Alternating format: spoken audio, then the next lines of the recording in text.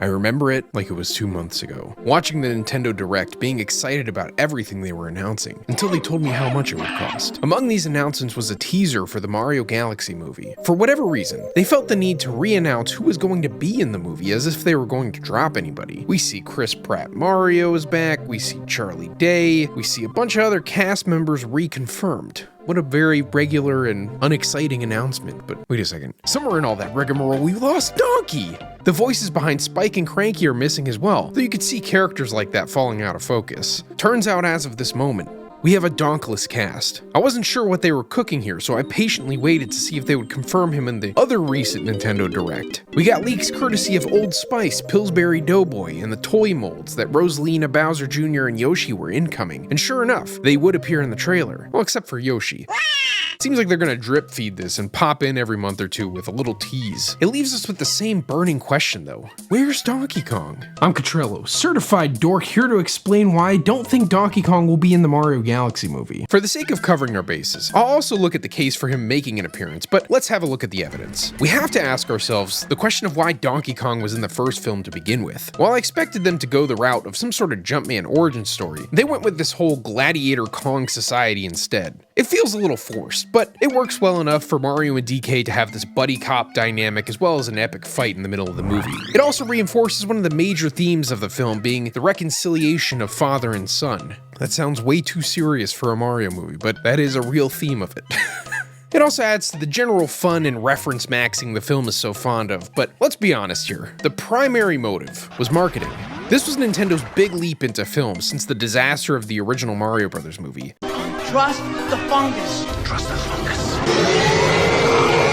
That movie didn't even break even at the box office, and this time around, Nintendo wasn't simply licensing their characters. They dove in, financing and co-producing the film. They needed this to be a hit. In retrospect, you would assume an animated Mario movie would do well, but before the recent wave of box office juggernauts, there really wasn't a long history of video game movies setting the world on fire. I mean, sure, there were some big hits in there like Tomb Raider and the first Pokemon movie, but it wasn't an established chunk of the industry like it is now. Having a big character like Donkey Kong would boost the overall appeal of the project, as the ape has huge name recognition dating back to the 80s. Although we've talked about the giant gaps in game development and overall brand identity, the core character of Donkey Kong has remained loved and recognizable through the decades. Just look at all the DK references in other films and shows. So on one hand, DK would help the box office run of the original Mario movie, and on another, it would acclimate people to the appearance and vibe of the theme park they'd be walking into a couple years later. The whole Kong Empire is translated nearly one-to-one in the park, showcasing Retro Studios' temple aesthetic from Donkey Kong Country Returns. Lapsed fans would get a feel for modern Donkey Kong in the film. There's also this added side benefit of growing DK's profile, but there's a reason that his character is featured over some of the other Mario favorites. The reason being is that he'd put more butts in seats. But wait a second, if Donkey Kong is such a box office draw, why is he seemingly being left out of his next film?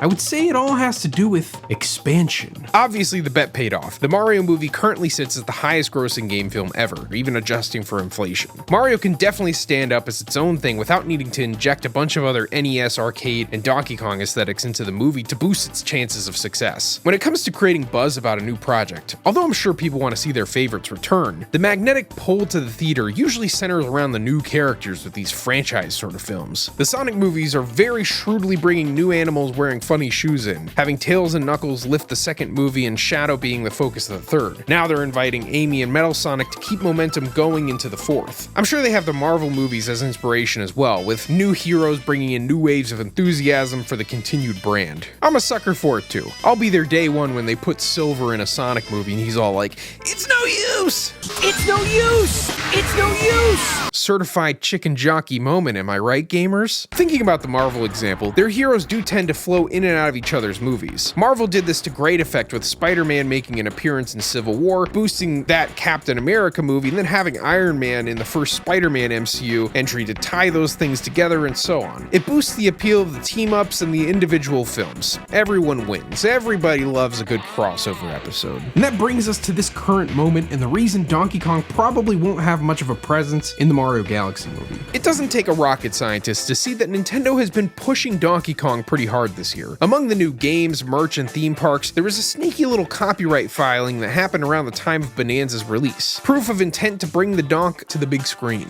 Again, like his own movie. This news has never been outright announced by Nintendo or Universal, but it's basically been an open secret since before the original Mario movie came out. Not the Bob Hoskins one where he broke his arm, but you know, the animated one. Collider did an interview with Seth Rogan and mentioned the rumors floating around about a Donkey Kong follow-up. Rogan replied in nonchalant fashion, not confirming or denying anything, but adding that there could be a theme of family in the Kong movies with the whole cast of characters. To be clear, I'm not sure if this was when they started working on it or just a baseless rumor, but color me totally unsurprised to hear that they were in fact making a Donkey Kong movie. Soft confirmation came by way of the aforementioned copyright filing. Then we heard some of these movie leaker Twitter people saying the same thing months later. More recently, on November 11th, another one of these folks, My Time to Shine Hello, shared that animation is already happening for the Donkey Kong movie and that it would release in 2028. Nintendo recently shared in their financial report that they have many film plans for the future, and I'd imagine they'd want to hit the benchmark of one movie per year to juice their annual financials. Mario is around the corner, with Zelda taking 2027, leaving 2028 to be the obvious choice for a Donkey Kong movie. I have zero insider information, and you or I could have predicted all of this, but here you go.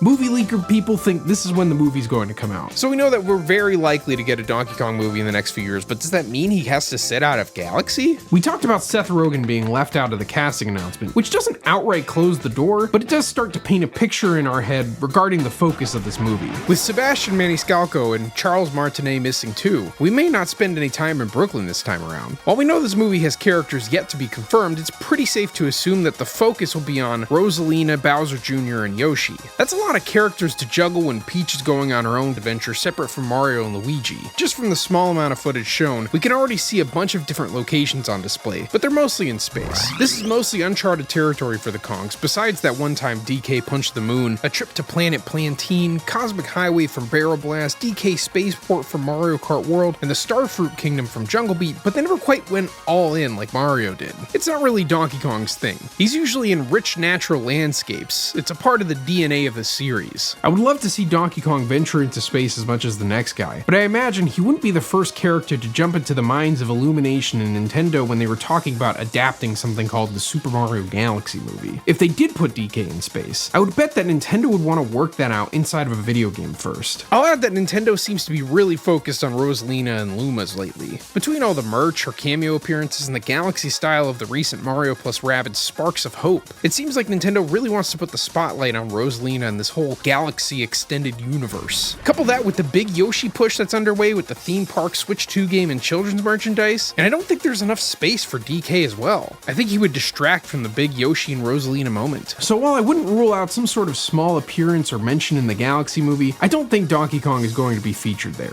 Just for the sake of argument though, is there any evidence that I'm wrong? There was some chatter about featuring other Nintendo characters like Donkey Kong in Mario Galaxy 2, but they decided against it. That shows the idea of Donkey Kong in space has briefly crossed Nintendo's mind even if they didn't go through with it. They also could be waiting to re-reveal Seth Rogan. While it may not seem like a huge deal to announce someone's return, it's another opportunity to create a news cycle around the movie. While you would expect the core Mario characters to return, DK is a bit of a wild card that would generate some buzz. Considering we had a whole direct to reveal a trailer and 2 voice actors, we can't entirely rule this out. It would be kinda weird and dumb, but there is a chance that Nintendo and Illumination are just playing us here. That's as much of a case as I can make for Donkey Kong being in this movie though. That being said, would they wait this long to confirm him? I don't think so. I can see them teasing the Donkey Kong movie in the after credits scene though. I will say, researching this video has made me a lot more excited for the prospect of a Donkey Kong movie, and I can't wait to tell you why. I'll make that video at some point now. I don't know, man. Gotta talk about this Chunky Kong statue.